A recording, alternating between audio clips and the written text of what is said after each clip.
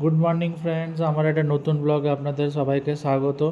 আজকে দেখুন ব্রেকফাস্টে আমি চিল্লা নিয়ে নিয়েছিলাম, আর একটা সস ছিল, আর দেখুন ভেজ ভেজ রাইস ছিল। তো এটা খেয়েছিলাম সকাল সকাল অফিসে। তো অফিসে তারপর 11টার সময় একটা কফি নিতে চলে গেছিলাম, একটা কফি নিয়েছিলাম। তো সেই কফিটা খেয়েছিলাম। তো ডেইলি এই কফি খাই না, ডেইলি চেঞ্জ করতে থাকি। তারপরে দেখুন অফিস থেকে এসেছিলাম, টায়ার্ড হয়ে গেছিলাম খুব।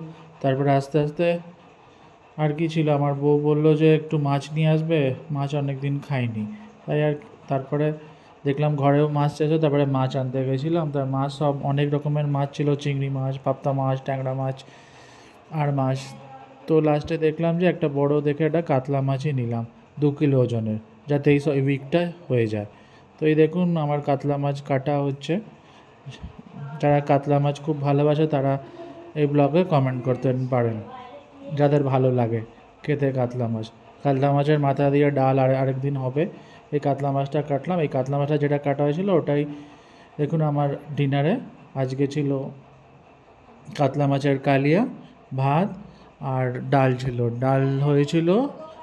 আহ, ডাল হয়েছিল লাউ দিয়ে আর করলা দিয়ে ডাল হয়েছিল।